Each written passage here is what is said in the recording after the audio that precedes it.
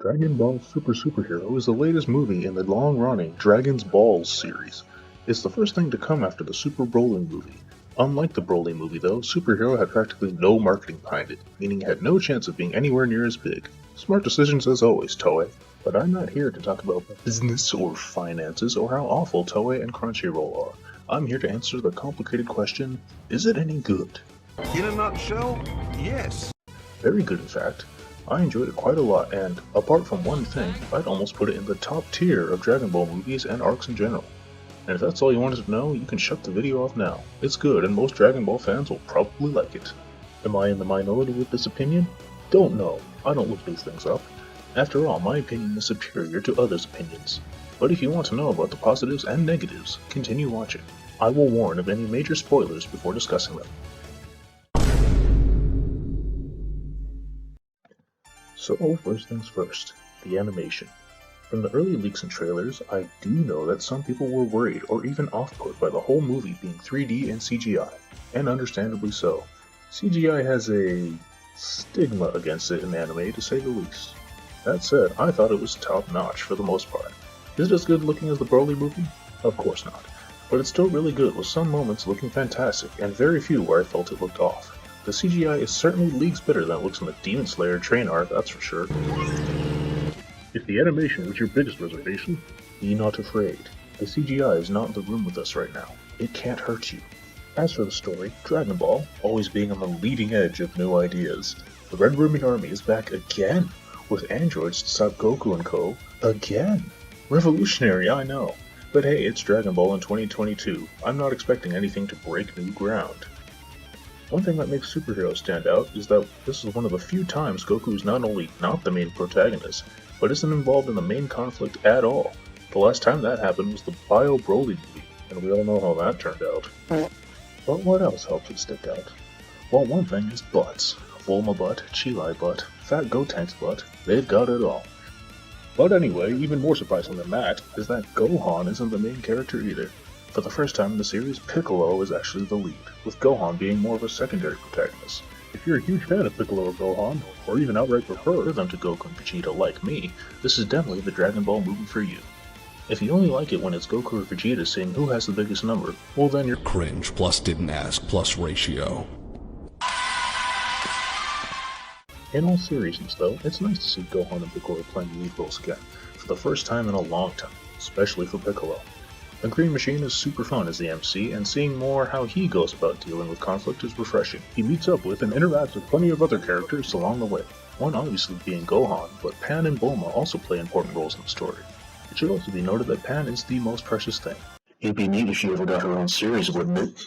Android 18, Krillin, Goten, and Trunks get involved later in the story too. This isn't a spoiler, this is in the promotional material. And they all have something relevant to do as well. It might be minor compared to Piccolo or Gohan, but they're not just window dressing just so you can say, I saw a character and I clapped. Again, it's nice to see the now more minor characters actually do something that can affect the plot. The Tournament of Power was a sham in this sense especially. As for our antagonists, the human Red Ribbon guys are Magenta, Carmine, and Dr. Hedo. Magenta and Hedo are being descendants of Commander Red and Dr. Gero respectively. The good doctor also creates Gamma 1 and Gamma 2, the new androids to take on the evil Goku and crew. I'm not sure if the Dragon Ball people still don't understand what an actual android is, or that they just accepted that they messed it up in the Cell arc already and just said screw it. Because at one point Piccolo says to Gamma 2, you're either a robot or an android. But an android is a type of robot.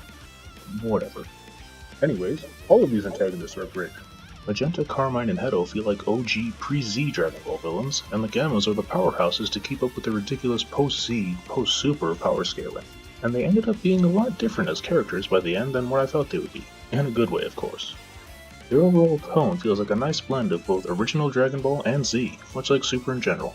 There's plenty of seriousness and over-the-top action the series is known for, and plenty of goofiness as well. There was plenty of laughter in the theater I saw it in. And laughing because it's actually funny, not laughing at it because it's terrible.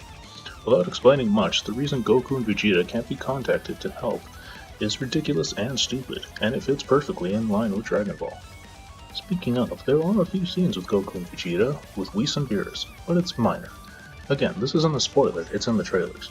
They're also training with Broly at Beerus' home. Chilai and Lemo are with them too.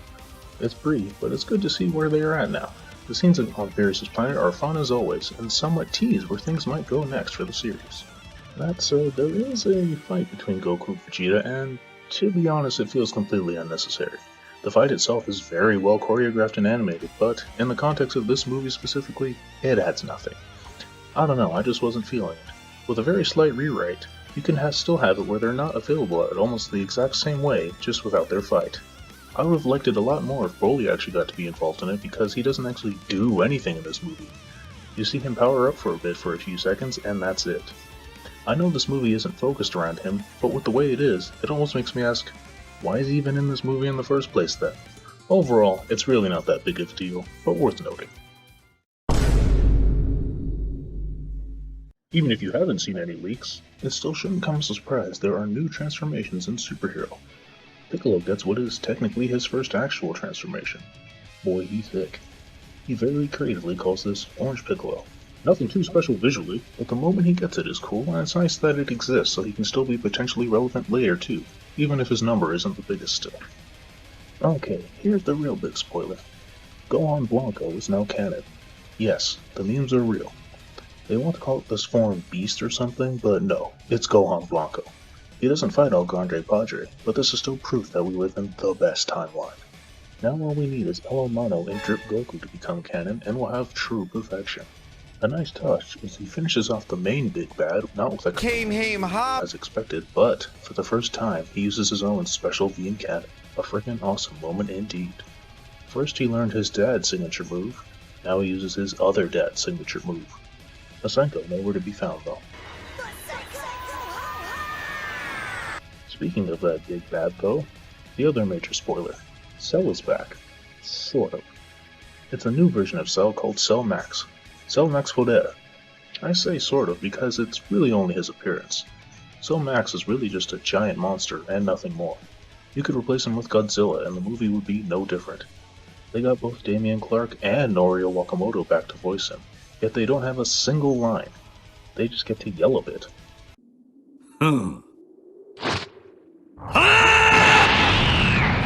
You bring back, in my opinion, still Dragon Ball's best villain, and don't even have him talk? I say nothing! Not only that, but Cell Max is basically in semi-perfect form visually, which is ugly. And his new color scheme just makes him look like a Christmas decoration. Even if you ignore how much they wasted in bringing Cell back and pretend it's just a new giant monster, it's still pretty lame. I don't know how you managed to make a villain more boring and more generic than Jiren, but they managed to accomplish it. Although, I guess. He didn't even have to be in perfect form the whole time or have a huge amount of dialogue, just something. It doesn't even seem to have much of an impact on the characters either. They kind of just go, whoa, a new Cell? And that's it. Gohan has zero reaction to it being Cell at all. You know, the character with the biggest connection to him. This is the biggest issue I have with Superhero. They wasted bringing back a big villain, and even if it wasn't an established character, he's also just boring and uninspired as an antagonist. Cell Max is just there to be the final boss to take down, and that's it. At least they didn't have him absorb Gamma 1 and 2 so it doesn't just completely copy and paste the original Cell arc. Although, I'd still almost prefer that because it'd at least be something. But F's in the chat for Gamma 2. He was a good boy. For all its many faults, one thing I appreciated about Super is how it brought back a lot of things that seemed to be completely forgotten and abandoned in Z. Except Launch. She's eternally MIA. Superhero has been no different. Some things are just in passing where you blink and you miss it, while others are even relevant to the plot. A minor Easter egg is Android 21 and the human version of 16 now being canon. I still wonder how an old ugly mofo like Chrono managed to score that, but hey, maybe he was a GigaChat back in the day. Or a fun one is the callback to the filler episode of Z where Goku and Piccolo try to learn how to drive. One of the major ones is when Piccolo gets reminded of his great Namekian ability to grow giant, which he originally used against Goku in their tournament fight. And the way Piccolo gets his new form is he remembers the Namek Elder unlocking the potential of Gohan and Krillin back during the Frieza saga, so he uses the Dragon Balls to have Shenron do that for him. Shenron also throws in a little extra. Little stuff like that just makes the movie that extra bit more fun. Overall, I enjoyed the crap out of Superhero, especially as a Gohan and Piccolo fan. It's a lot of fun, and there's a lot of things I find to be the best parts of Dragon Ball. which usually isn't all the fighting and yelling. That's all fun too, but the more slice-of-life parts and character interactions have always been my favorite parts of the series, which contrasts but complements the fighting in my objectively correct opinion. Not all Dragon Ball movies have to be or even should be the Broly movie, even if the Broly movie is still the best thing to happen to the franchise in a long time. If you have the chance to see it in the theater, I would definitely recommend it. It's a kind of movie that is actually even more fun with a crowd, or even just a few friends. I don't say that about most movies. Regardless, I'd recommend Superhero to all Dragon Ball fans. While I feel it wasn't what anyone was expecting after Broly, it's a great time. And that's all I've got. So what did you think of Dragon Ball Super, Superhero? Agree? Disagree? Let me know.